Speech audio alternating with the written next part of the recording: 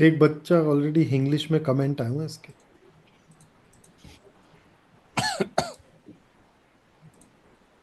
I guess we are live. So yes, sir, we are live. So hello and welcome to your channel MBA Wallah in English. So nobody would definitely come here and ask, "Ki, sir, Hindi be please." All right. So over to you, Vikrant sir, Gaurav sir, Surana sir. We have all the faculty members in the house today, and we are here to just start or initiate your 2026 prep. So Vikrant sir.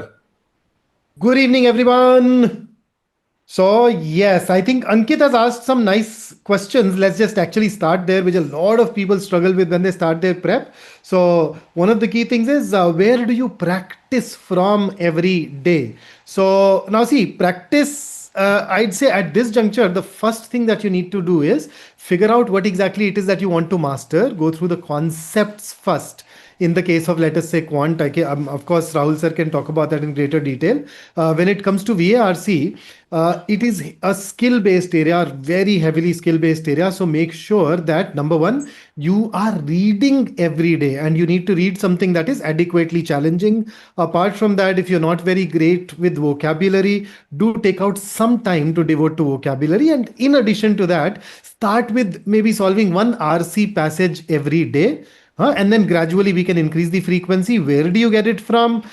You can definitely practice from books. You can also, if you've joined Physics Wala, you're already getting your DPPs and a lot of other extra material. If you are a pro student, then you can anyway set up your infinite practice and practice from there. So where to practice from is not that important, but to make sure that you do take out some time every day, that is going to be really very important. And then another question that we at times get from beginners, and I think we can perhaps discuss it amongst ourselves, is should we work on all the subjects every day, or should we just take up one subject every day?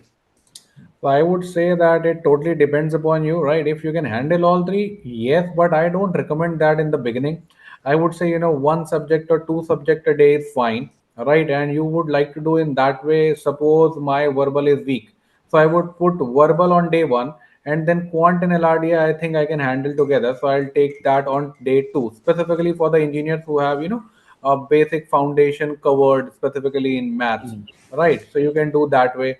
In the case you feel that you are a beginner in all the three subjects, then you can initially start with one subject per day. Gradually, once you are comfortable, you can move to two subjects per day, and then finally to three subjects per day. But whatever is the case, within a month you should reach at that level that you are touching all the three subjects in a single day, so that you don't feel that after a day you feel like, you all right, I have not done an RC, so you feel a little reluctant to read again, right? So Yeah, that would be absolutely. an advice from my end, I guess. Rahul Just sir, I just would to like to add one thing here. Like if a student is under a pressure that he or she has to manage two subjects or three subjects in a day, it totally depends on the total time that he or she is spending for CAT preparation in a day. So if you are studying only for 1 hour and you are dividing it into two subjects, half an hour for each subject, then it will not help you. So make sure that you are finding enough time in a day, let's say at least 2 hours. So if you are taking out at least 2 hours, so you can spend it on a single subject. Slowly and gradually, you can increase the time that you are spending for CAT studies in a day. So when it goes to 3 hours or 4 hours, so 3 hours, you can divide it into two different subjects, 1.5 hour, 1.5 hour each. So likewise, you can just keep increasing the amount of time you are. I'll add one more thing to it, that those things which depend on skills, ideally, if you can do something about those every day, that's fabulous. Right. Yeah. And you're absolutely Same right. You know? similar So, thing. Yeah. so if somebody comes in and says, I'll give time in multiples of three, 21 minutes, so I'll give 7 minutes to each section, that Yeah, obviously of is course. not going to work. You have to keep that. You have to keep that minimum bar, right, for each and every True. subject. So one more question which we have just seen is that they have the DPPs, and now they're looking for whether they should move to the DPP after every class, or whether they should wait to finish up the entire topic and then move to the DPP. So I'll answer that for the quant, and then we can move to the other faculty for this respected subject. So for in quant, generally, for example, let us say we go with percentage, we have 2 to 3 lectures.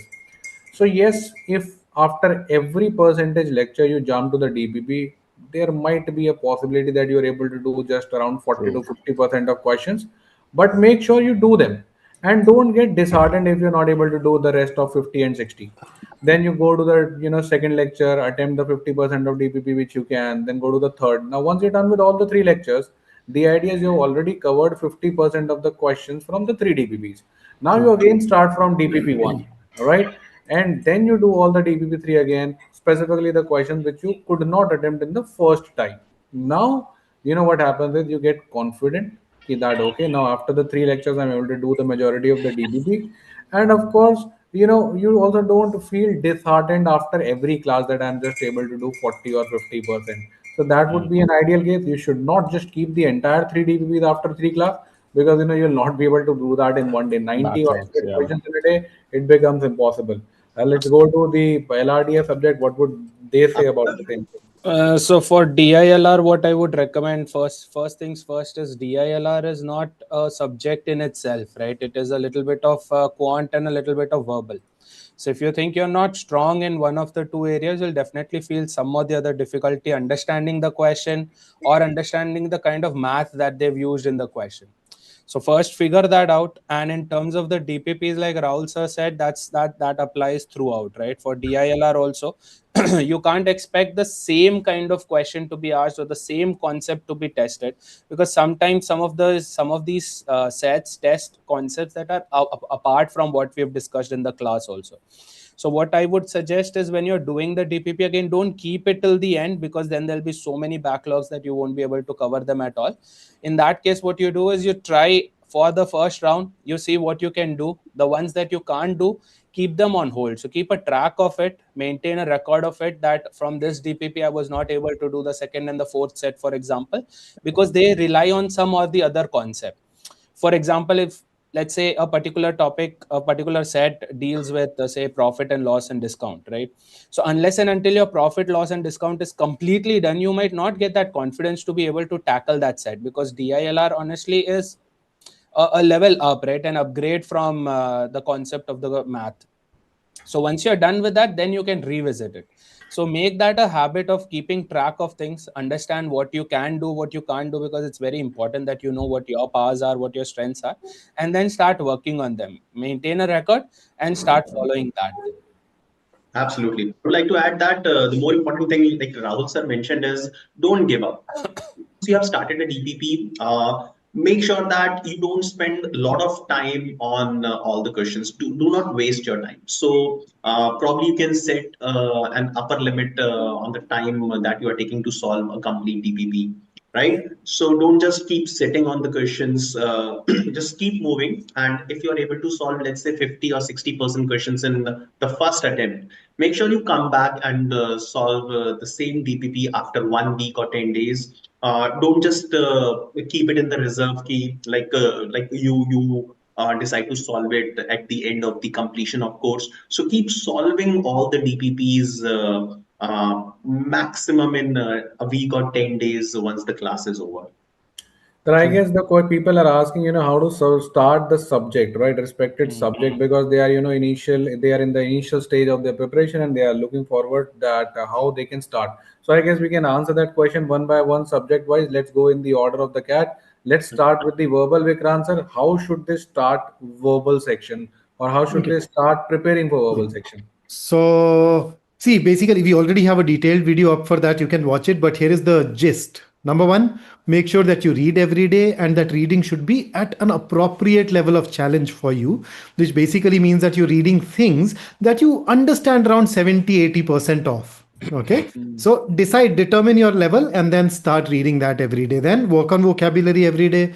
I would also very strongly recommend that you start working on grammar alongside. So, although grammar is not tested directly in the CAT exam, it does play a crucial role in a lot of verbal ability question types, and it also acts as a foundation for RC. And besides, CAT is not the only exam that you are going to write. You'd be writing ZAT, you'd be writing SNAP, CMAT, Maharashtra CT. Every other exam will have grammar based questions. And if you leave grammar for the end, you'd actually struggle. It is a very vast area. So these three are going to be the key pillars of your prep. So reading every day, vocabulary every day, grammar every day. And when I say every day, I'm saying if possible, try to be regular with them.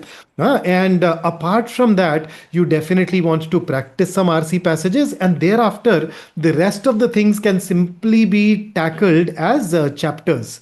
Right. So you talk about parajumbles. You can probably pick up parajumbles, give them 2 weeks, 3 weeks, 4 weeks, and then see by when you're able to master those, and then move on to the next chapter. And as you stay regular on this channel, you'd notice that we conduct sessions that talk about some additional nuances, some extra things that you can go ahead and work on. So we'll keep on adding those things subsequently. So four key things: reading, vocab, grammar, passages, and alongside that, maybe pick up one particular question type that you're trying to master. So I guess Over to you for DILR, Gaurav sir, Surana sir. Uh, for DILR, I would say that first of all, you will have to start with number one, Vikrant sir, whatever Vikrant sir has told you. Because Amit sir has mentioned that LRDI is a combination of quant and verbal ability. So if you're not able to understand the question well, if you're not able to interpret whatever is there in the question, you are stuck. You will be going nowhere in your question. Like one of the students asking, sir, I read the question, but I could not understand the meaning of that question. So this basically is the problem with probably with the English language or probably with the interpretation of the question, right? So first of all, your language, English language, understanding of English language should be proper. Okay. Now, uh, if I talk about data interpretation, I would want Amit sir to cover up for logical reasoning, right, Amit sir? So if I talk about data interpretation, so data interpretation is totally based on calculation techniques, how comfortable you are with numbers. So instead of directly jumping onto the questions or the data sets that are asked in CAT, like if on the day one you are trying to solve questions based on candlestick charts, bubble charts, right? You might be able to understand a few things, but you will not be able to complete that set comfortably. So after those kind of things, first of all, you need to be good with numbers, calculations, basic calculations like board mass, percentages. You need to understand ratios, averages.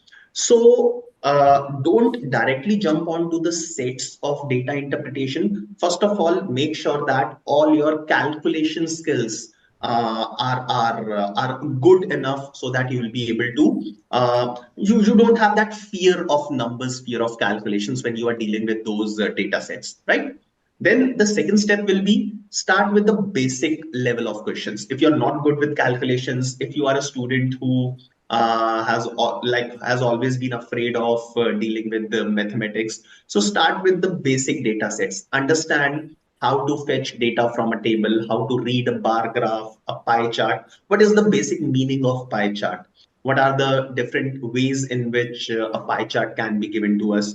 So go to the basics of all these basic data sets, and then slowly and steadily start taking up those data sets which involve some difficult calculations. So this is the thing. These are the things that you need to do in the first 1 month or the first 2 months. And for all of you, we have those pre-foundation classes that are going on YouTube channel. So everything is covered. Everything starting from the very basics are covered in those pre-foundation classes. Amit sir. Similar is for DILR, LR as well. But before I begin, I'd like to first address Mr. Information Wale's query. Sir, please reply. LRDI is scary, and there's no denying that, buddy. Nobody here is going to deny that LRDI is not scary. It is a breeze, walk in the park. No, it is not. It is scary, and it is meant to be like that. But the idea there is to get so comfortable that you can at least answer the minimum requirement. All right, so the idea is to get comfortable, gain that confidence that yeah, maybe not, I may not be able to answer all the sets, but I can at least manage to answer the ones that are required for my percentile to go above 98th percentile, right? That's what you should be worried about. And don't worry, initially, anything new that you learn, you will feel scary. That's how it's supposed to be. But the better you get, comfortable around it, the more you make it as a regular thing, right? Put it into your routine, it becomes very simple. That's how I'll continue answering that also. For a logical reasoning, the biggest headache is understanding the clues, right? It becomes very difficult to understand, especially when they try to overcomplicate the statements. So what you have to do is get comfortable with the language. If you're someone who's not around English for a very long time, or are not very comfortable around it, start getting that. Yes, learn the rules of grammar, because that applies in not only in VRC but also in DILR. So get comfortable around it, know the basic rules of it, understand what, when a comma comes and then is followed by a WH word, what happens, what it means. These are the things that you should get comfortable with. Along with that, you also have to hardwire your brain, reprogram your brain into being able to answer or being able to tackle constraint based puzzles. The more you solve puzzles on a regular basis is how you can train your mind, right? For example, if you're a right-handed person, and let's say you brush with your right hand, if I immediately ask you to start brushing with your left hand, that might seem a little awkward and you might not be very comfortable doing that. But let's say you do that for a week. The day after that, on the eighth day, it becomes more easy for you, more convenient for you, because you've been trained that way. That's what you're supposed to do with logical reasoning also. Start solving puzzles on a regular basis. Start off with puzzles that you already know, like Sudoku or Ken or nonograms or queens or Tango, if you are on LinkedIn, that is. So start playing these games. Game based learning is the best way to learn at this stage, right? Because especially for people at in this generation, where the attention span is very limited, for you, learning sitting at a stretch for 2 hours and grasping every single thing becomes very difficult. So start learning in bits and pieces, and that's how you start learning constraint based solving as well, right? Constraint based puzzles is the core of logical reasoning. Start solving these puzzles on a regular basis, and slowly you will see that there has been a small spike in your performance in DILR, and that's how you will know that you're getting comfortable with it. So I think that answers for LR and DI as well. Now we'll jump to Rahul sir for So quant. let's. So I Before I think start with quants, I'll answer Neeraj Jha's Neeraj statement has first, because the guy two. has, asked this question a lot of times. So Neeraj is saying, sir, he has completed the graduation in 2023, has no work ex, and he is worried about the gap years. See, the idea is, when the IM starts calling you, or a B school starts calling you, they calculate a score which is known as composite score. Now, this composite score has multiple parameters, in which the major parameter is your CAT score in the first round, on the basis of which they call you, right? The other parameters are, your 10th, your 12th, your graduation, the stream in which you graduated, and then your gender, and then your category, and then the work experience. So the amount or the weightage of that work experience is very, very less. I won't say that it has a zero impact, but if you have the higher percentiles, you can easily overshadow that. You just need to give a good explanation of that gap year, that what you were doing while you were not, working or having a job. Were you upgrading your skills? Were you, gaining some skill sets which can further help you in your, career? Then we can easily justify it. And talking about that, will it, hamper your chances of getting the calls? Very minutely. So, you cannot change that right now. You have to start working for your cat. And if you get, those big, massive percentiles, or if you manage to get 99 plus, then you can easily overshadow that. So you don't have to worry at all about that. All right, Neeraj. So I guess now I can jump to quant. All right. I guess, Vikrant, sir, you were also trying to address the same thing. Neeraj, and then Ujjwal has also more or less sent a similar message that I'm scared. Cat Hmm. 26 may also turn out to be difficult. And then he was asking about the level. See, you've gone through these interviews that we have conducted with our toppers. This fixed mindset where you assume that the paper is going to be difficult or easy is a major cause of time mismanagement or panic in the exam. We never think along those lines. So we prepare for the worst and we decide on the exact strategy on the day of the exam. So it's tough for everyone. So you know that the cutoffs are going to be low, so you can go ahead and attempt. fewer questions automatically instead of worrying about why are you not able to attempt a lot of questions. And the second thing that you asked, how to manage three subjects every day, was something that is already answered. You basically need, it's not necessary for you to do three subjects every day anyway. Besides, try to put in more time and that will automatically sort this thing out. Over to you, Rahul sir. All right. So, see, first I'll answer about how to begin with the quant, then I'll jump to Aishwarya, your question. So, how to, start quant? Basically, in the CAT quant section, there are five modules, right? But the majority of the weightage from the last 5 to 6 years we have seen is given to arithmetic and algebra. Right. Now, when we talk about arithmetic and algebra, the most important topics, which actually becomes even the foundation for these two modules, is equation solving and percentage and ratio. You are not going to an IM or a top B school without percentage and ratio. You need to know the concepts of basic percentage and basic ratios. Otherwise, sometimes what happens, we start with percentage and ratios, and what happens? Our friend, is able to understand that concept very easily and he jumps to the next topic, maybe profit loss, mixtures, SICI. Now, in that FOMO, we feel that, okay, what if he goes further and I lag behind? So let me also jump to SICI and the remaining percentage I'll cover on later time, right? And what happens? Then you go ahead and then you come back, because profit is also nothing but a profit percent, right? Interest is nothing but a rate percent. Mixtures, again, you have the percentage of the solution. So you are not going anywhere without these two topics. You have to cover them. Once you are comfortable with these two topics, then only you are going to move ahead. So even if you spend around 20 days or even a month on percentage and ratio, I don't mind it, right? One is this. And of course, without this, when the LRDI faculty members over here has already told you that LRDI is a mixture of verbal and the quant.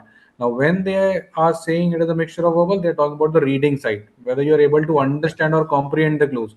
And when they are saying that it is also the quantitative side, that time they are meaning it, they mean that you are or you should be comfortable with percentage. Otherwise, you will never be able to do DI, right? Because you have to calculate percentage increase, percentage decrease. In fact, 2025 also, an LRDI set was entirely based on successive percentage change, right? So without percentage, you're not just going anywhere in quant, and not just only in quant, but also in the DI section, right? So make sure you cover that first, and then comes the equation solving. Once you're able to solve the equations, and then you have to get comfortable with the English language. And sometimes it happens that right, that how to read, and how to convert the equations or how to convert the language into equations, but sometimes you're just in your own game, you're running too fast, right? There is some biological clock set in your mind that you have to do a question in 2 minutes. You're reading too fast without even understanding, and what happens, you keep reading the question again, again and again. So I would say, learn to read slowly in quant, right? There is no skimming in the quant section. Every line will give you either an equation, or it will give you a clue or a variable. So you have to comprehend each and every line very carefully. You have to slow down while you're reading those long arithmetic questions, right? So first, just get hold of to that. Then later AMA sessions, we can talk about the other modules or how to advance from here. Right now, the idea, I guess, all the faculties have given us, just get familiar with what LRDI is, start solving puzzles, start reading, and that will, I guess, build up your vocabulary. You'll start understanding that how to read quickly, and while even reading it fast, you're able to understand what the sentence actually wish to say. And in the quant, try to get hold of percentage ratios and equation solving. Get comfortable with square roots, simplification of roots and the surds and normal BODMAS rules. I guess today only, Gaurav sir had the similar kind of session on the MBOla Hindi channel. That is the first thing which you need to get hold of. So, Sakshi, congratulations on your GIM Achievers Round call. Just focus on the stages that lie ahead so that you are able to perform well there, and then we can take a call. It's a good college otherwise. Muhammad Abdul Basit, welcome to the PW family. You've joined Pioneer. That's fantastic. Then you want to know what you can do apart from CAT prep. Yeah, we'll go ahead and create a session on profile building. I hope that will help. Somebody is saying that he's got 12 percentile in CAT 25. Yeah, 12 percentile basically tells us that the skill set and the knowledge acquisition is at a very nascent, at a very beginning stage. So just start from the basics and then work. Ujjwal says, "Can you tell how to retain a passage?" That's once again a very specialized question. Let's leave it for some other day. Let's begin by doing what all has been recommended today. Any other questions, sir? Anything else that you've noticed that we can take up Uh, in the interim? I like to add to XYZ's question that he says he's got overall 12 percentile. What should he do for 2026? One thing that you have as an advantage is you have a first-hand experience of how the test is, what is actually tested in the test, what kind of questions are they expecting? Are they asking you direct questions that this is the data, this is the question, answer it, or how are they twisting the data? You have the first-hand experience of that. So start inculcating that when you are preparing, right from the scratch. When you're preparing, start inculcating that, start remembering, yeah, I got a question that was indirectly based on say successive percentage, right? So that way you will be able to better understand, because you have an experience with cat and a first hand experience. That is, others also who are starting off right now, I'd recommend that you don't even have to sit and solve the entire pyq, but just have a look at the pyq so that you know what exactly is tested. That way you know what your end point is. When you know your destination, the travel becomes more streamlined, it's more effective, you know what you're doing, and you also will be able to relate to what we are telling. So when I tell you, or when we tell you to start reading, or when we start asking you to start solving puzzles or start focusing on basic concepts like percentages and ratios and averages, you might think that, oh, this is just something to fill the gap. It is not, right? This is what is going to lay a very strong foundation, a concrete foundation for you, that you can help, that will help you answer even more complicated questions. So start doing that. Others also who have not given 25 but are appearing for 26 or even 27 for the first time, just have a quick look at the paper. Any last year paper you can pick up, previous year paper you can pick up, just see the kind of questions. You don't even have to sit and solve. If you can solve it, that's well and good. That way you'll be able to judge your own capabilities. You'll know how much water you are into right now, but still try to have a look at it so that you know what you are getting into. That way you'll be more prepared for what's to come next. And I guess Yeah, that goes same with the people who have already scored 70 or 80 percentile as well, Right. right? Because they are also mentioning it, sir, I have got 71. So now we cannot answer the same thing for 70, 60, 50, right? See, I would simply say anything below 85, right? You have got a first-hand experience. You know what were your weaknesses. You have to work on that. And any person who has got above 90, 93, 95, sometime it depends upon the day, right? Still, you have to understand that what areas were little vulnerable, right, where you could perform well, where you could not perform well. Make sure that you identify those gray areas and make them green as well, so that in the next attempt, let's just say we'll leave it on the day only for 1 or 2%, right? 98 is for sure. That much you can do, right? And that you can only do when you identify your weakness and rectify them. Aman Vishwakarma asks if we won't have OMAT classes on app or whatever. Aman, we definitely are. In fact, we will have OMAT classes on the app as well as on our YouTube channel. I have a ZAT poem comprehension session tomorrow. After that, we'll have sessions for Maharashtra CT, CMAT as and when those exams approach. And on the app, we have finished the syllabus for all the OMATs. So we can take you through some extra practice sessions as part of the OMATs there as well as on YouTube. So we'll have you covered, don't worry. Mathematical world. Uh, finished graduation in 24, currently working, feeling that you've started late. You're not at all late, you're absolutely on time. And he's mentioned something very interesting. He's considering Nitin Kamath's statement, he's worried. So I think, Amit sir, you've created a video along those similar lines, isn't it? Yeah, A yeah. couple of Not days to ago. not to say names, not to say names, but yeah, exactly on those lines. There's a video. You can go check out. That way you'll know what's the actual truth. Absolutely. Sir, Anshuman Patra, so Anshuman Patra is saying, will job experience help? Rahul sir told us a little while ago that a lot of colleges do have some weightage given to the work experience. It is not overwhelming, but yeah, will it help? Yes. And Warrior Gaming is basically trying to stress everyone else by sharing his profile. He's saying, I am very stressed. 10th 85%, 12th 89, graduation 85, and you stressed. Okay. Man, So so interesting question we have, right? You don't see such questions at this point of time, right? Very early in true.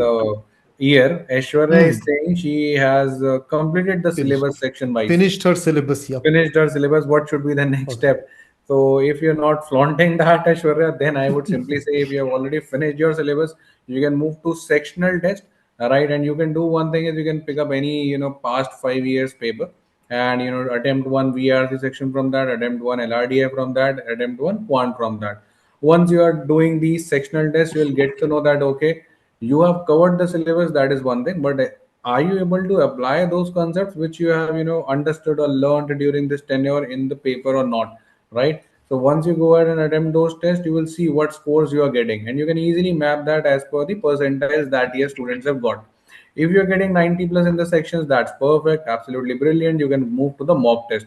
But in case, let us say, in any particular section, maybe quant, LRD, or verbal, you're getting, let us say, less than 80 percentile in that particular section. That means there is something to be, there is something to worry in that particular section. Now, there can be two things.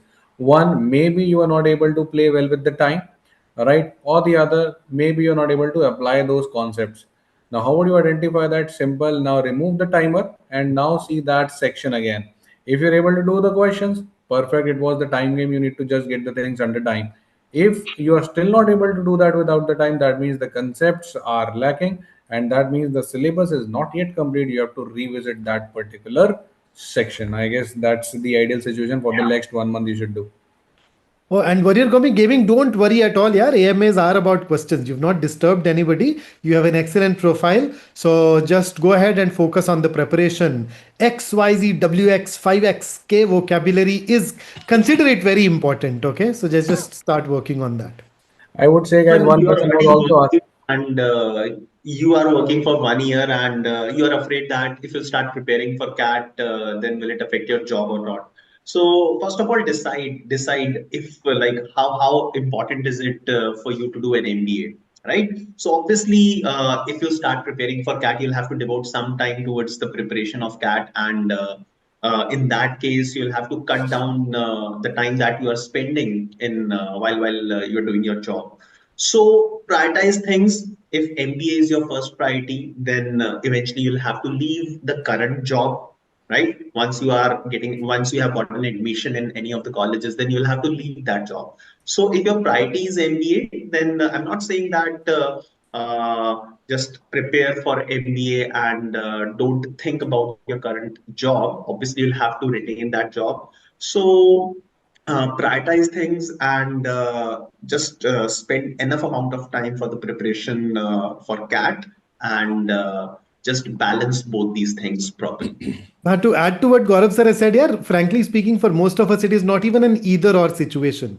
See, I'm yet to see a person in my life who comes to me and says, see, I am working now, should I get married? Because once you get married, your partner is also going to demand time from you, right? And you're able to take it out. The only difference is that your partner will ask for it, cat prep will not ask for it. You will have to start devoting that time. So it's more about prioritizing. And I think unless you're in a crazy job which takes 12, 16 hours of your time every day, in which case you should anyway leave it. But, but for most of us, it is not an either or situation. As long as you're able to put 20 to 25 hours of prep every day, starting today, every week. Huh? If 20, 25 hours of prep every week, I think you should be good to go. So I guess And one more honestly, doubt I have is, yes, sir. sorry वही मैं बोल रहा था. That's what I was saying, that CAT prep is not a part-time thing, right? It's a full-time job kind of a thing, where it becomes very difficult for people to juggle between a actual full-time job and full-time preparation for True. CAT. So you need to start prioritizing, you need to start maintaining a proper schedule and stick to it. Making schedules, I think we make one every alternate week, but then sticking to it is where the major difficulty arises. So if you're Absolutely. someone who cannot manage that, then you'll have to take a call. Otherwise, we've seen so many people who continue working and still manage preparing for CAT and killing it there. But Absolutely. if you're someone And who and cannot and give we up the also see a discipline, lot of people who are preparing full time and they make a mess of it too. So yeah, both ways, correct, prioritizing correct, and correct, consistency are the exactly, key, really. Basically, the consistency is the key, I guess. The exactly. second word is more important here. Consistent you have to be consistent. You cannot have some 15 or 20 odd days in the middle of your preparation where you haven't touched a particular section. Then Yeah. the 1 month or the 2 month you have given prior to that for a particular section fades away, right? So if you are doing comprehensions, let us say, or reading, not just doing the comprehension, you're just reading for, let us say, 2 months, but then suddenly 15 to 20 days you did not even touch a single paragraph, you will feel reluctant. Same for quant, same for LRDA, right? And that is what we say. Many a times students come to us and say, "Sir, I'll give my 10 hours every day." We say to him that you don't have to give 10 hours every day, right? Because you will give those 10 hours to me for only 1 week, then I know you're going to get exhausted, and the journey Exactly. is very long, maybe 6 months, maybe a year for some of you guys, right? So you have to be consistent, and the peak should come at the right time. We don't demand from you that you leave your job and sit for 88 hours today. But yes, there is a possibility then when October comes or November comes, we come to you and say sir, that okay, now it is the time that you quit your job for a month or two and give entire time dedicatedly to cat, right? Do some mocks and everything. All right. So one more question. Students are a little confused about, Aditya has asked me, sir, your ratio lecture one from YouTube has completed. Will the two also come? See, guys, there are two things which are going on right now. You might be a little confused. One on the Hindi channel is the pre-foundation and foundation series, right? That will continue on the YouTube. That will cover the foundations which we have talked about right now. How to start, where to start, right? Basic reading, basic LRDA introduction, understanding how the puzzles are created, and then the fundamentals of quant. And the other thing which you saw the other nights were the demo classes of the Pioneer batch, which will now stop, and the rest of the batch will continue on the app. So that Pioneer batch is the one batch where you are taught each and every concept of the CAT examination from the basic to the advanced level, whereas the foundation or pre-foundation classes are just the foundation of the CAT, which will of course continue as soon as we return back after the new year. Yes, there was a little break in the schedule. There were too many things that were going off, right? One, the result came out, and then the second, YouTube had some glitch.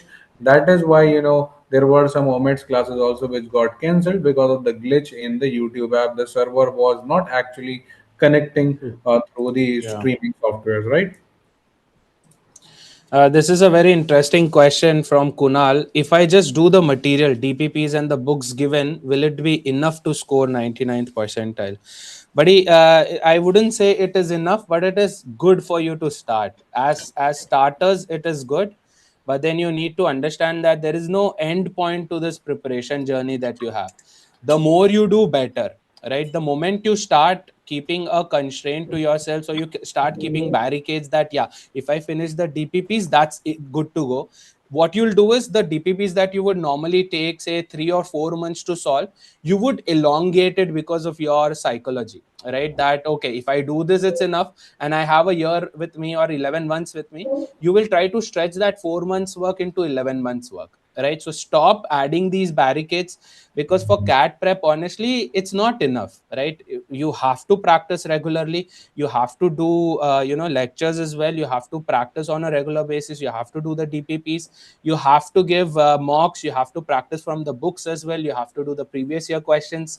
And if you let me talk, I can talk about this for an hour and so, right? But again, my recommendation is never ask us or yourselves that question, is this enough? Because it clearly is not. Because, sir, I Yeah, would add to it, more. sometimes, just the classes of 6 months have been enough for some students. And Right. sometimes, even 2 years of preparation with all the classes and the DPPs have not been enough. This depends from person to True. person.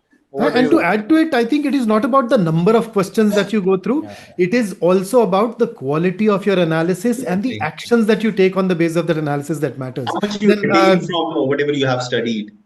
So Also Glossy Gal has asked a profile-based question. So from your profile name, I'm guessing you are a girl, which means that you're going to get marks from for gender diversity. You're doing B Pharma, and people from that background are preferred by a lot of colleges. Once again, for the reason of academic diversity, the 8 and 8 for 10th and 12th is absolutely great. The 6 can cause a bit of an issue for A of Blackie. Now, whether to go for work experience or not, If possible, go for a work experience because it will once again add to your profile. And after a while, if you think that it becomes impossible for you to manage cat prep with the job, you can always take a call about leaving it later. But otherwise, everything that I see is great. Just focus on the preparation and let's see how it shapes up. All right. So another question from Karthik is that should he watch the pre-foundation and foundation videos or should he just follow the pioneer? See, I would say if you are, weak in a particular subject, or you feel that the classes of verbal, LRD, or quant, any of the section in the pioneer is little fast for you, then the pre-foundation or foundation becomes necessary for that particular subject or topic, right? In case you feel you're comfortable with the basic maths, then it is okay if you wish to just skip the foundation part of the maths, right? Another question which we have is that 6 months internship, does it add any value or not? See, in the calculation of the composite score, the internship won't add any value, right? It will be treated as zero itself. But of course, once you go to a PI, then you have some internships in your hand. Indirectly it's add because then they can, ask some questions related to your internships, and if you are able to answer, if you can answer those questions, in a good way, tell them that how this internship was fruitful, how it can add to your long term goals, then you get some PI points for sure. But in the first round, till the point they're calling you, so pre GDPI, it is not going to add any value. Pranay, IBS Hyderabad, how's that college? Array, an excellent college. See, every college is a good college. Whether it is good for you or not, that's a different story. So that is something that we can talk about once you have the admission letter from that college. Who else? Any other question that we've Harsh, noticed? I Harsh is think we asking can pick up one or two more. some calls from Snap and Zat. Oh, Uh, congratulations. he is worried about the prices that we are offering for CAT 2026 batches. So, Harsh, what I would say is, first of all, right now, whatever energy you have, direct it in the direction of a preparation for GDPI, whatever calls that you'll be getting from Snap or ZAT. Don't think about CAT 2026. Okay. Now, whatever prices you are expecting, whatever discounts you are expecting for CAT 2026 batches, they may or may not come in the month of January or February. But right now, if you think about CAT 2026, you will not achieve anything out of ZAT results or SNAP, right? So make sure that you are spending your energy, 100% of your energy towards the preparation of whatever calls you'll be getting, SIBM Pune. Look at the selection procedure, XLRI, ZATSA, whatever calls you'll be getting. Focus on all those calls. Okay, we KTH10, have. yes, you are going to be eligible for the exam provided your graduation will get over by June 27. And then Deb Sarkar says Rahul sir is the god of quants. EOD, I hope he means end of discussion. Deb, plus one to that year. I'm with you on that. Nobody is going to fight that. I'll take one question. So Mohammed is asking. Though I have we can apprentice start experience. collections for a temple. I'll share a link where people can start sending money. I'll send my QR codes. So a lot of questions based on experience will start popping up now that I have this part. Will it work out? Will this part? Will it work out? Let's clear the air, sir. I think the only experience that will matter in the composite score calculation is the actual full-time work that you do after your graduation. Anything that you've done before the graduation or anything that does not add as or does not qualify as a proper full-time work will not add any value to the composite score. However, in your profile it might add value, not materialistic value, not quantifiable value, but yes, when you talk about that in the PI, that might add some value to you as a candidate there. But otherwise none of those would work. No internships, no apprenticeships, no volunteering, no side gigs, none of those would matter as long as you don't have a proper full-time work ex. So I would say that today only on the same channel we have put out a video that explains the selection criteria of all the B schools, right? So you can just watch it. It is the latest video where we have discussed that what is the screening process, what is the round one parameter versus weightage, that is your pre-GDPI, and then the round two post-GDPI, what is the parameters and what is the weightage of each and every parameter. All right. We have given an average, like some IM gives around 55 weightage to CAD, 40 weightage to get pre-GDPI. So we have given that range as well. So you'll get all those answers related to your profile exactly on that particular video. Here we'll keep talking about it without a PPT, without a pen paper. It becomes a little difficult. But that video is around 20-25 minutes video with all the charts. So you'll get an idea. Even you can calculate your own composite score on the basis of that. I guess other videos will also come on the very similar grounds, right? Selection criteria, and then this will be not generic but college wise. So you can just wait for that a little bit. And I guess that is it for the day. And just the agenda of the day, which you can take away from the day, which I could say is start preparation, because the things which have gone, right, the things which are gone, your 10th, your 12th, your grad, you cannot change that. And if it helps you, then the majority of the weightage is given to the CAD score in your pre-GDPI round. And then after the calls are done, then it is majorly given to your PIs, right? So focus on the things which you can control. And how to start focusing on that? By picking up the foundation, which we have already told, each and every section from where you have to start. It has been told to you. So I guess the idea is start working on that. And happy new year, and just go ahead and start preparing. All the best, folks. Cheers.